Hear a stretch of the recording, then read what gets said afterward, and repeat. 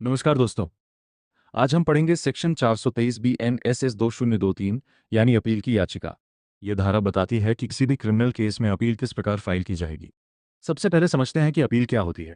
जब किसी व्यक्ति को लगता है कि लोअर कोर्ट का जजमेंट गलत है, अनफेयर है या कानून के अनुसार नहीं है, तो वो हायर कोर्ट में उस डिसीजन को चैलेंज करता है। इसी प्रक्रिया को अपील कहते हैं। अब सेक्शन 423 क्या कहती है? ये धारा कहती है कि हर अपील एक रिटन पिटिशन यानी लिखित याचिका के रूप में दायर की जाएगी। ये पिटिशन स्वयं अपेलेंट या उसका एडवोकेट प्रस्तुत कर सकता है। इसके साथ साथ उस जजमेंट या ऑर्डर की कॉपी भी लगानी होगी जिसके खिलाफ अपील की जा रही है।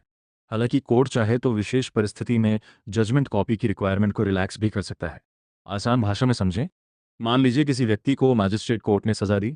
अब वह उस डिसीजन से संतुष्ट नहीं है और सेशंस कोर्ट में अपील करना चाहता है।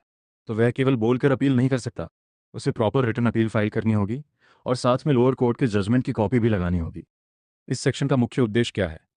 इसका उद्देश्य अपीलेट कोर्ट को यह समझाना है कि चैलेंज किस जजमेंट के खिलाफ है, लोअर कोर्ट ने क्या फैसला दिया और एपेलेंट किस आधार पर उस डिसीजन को गलत बता रहा है। अब एक इंपॉर्टेंट पॉइंट, सेक्शन 423 बीएनएसएस का करस्पॉन्डिंग प्रोविजन पुराने सीआरपीसी में सेक्शन 382 था, यानी बीएनएसएस 2023 में यह प्रोविजन लगभग सेम रखा गया है। कहाँ एडवोकेट सुप्रीम कोर्ट प्लस एक एग्जाम पॉइंट ऑफ व्यू से याद रखें, अपील हमेशा रिटन फॉर्म में होगी। अपीलेंट या उसका एडवोकेट अपील प्रस्तुत कर सकता है। जजमेंट बाय ऑर्डर की कॉपी अटैच करना आवश्यक है। ये प्रोविजन चैप्टर XX1 अपील्स में आता है, LAW 4U+1। तो दोस्तों यही है section 423 B NSS 2023 petition of appeal. ये एक प्रोसीजरल सेक्शन है जो क्रिमिनल अपील्स को प्रॉपर लीगल फॉर्मेट में फाइल करने की व्यवस्था करता है।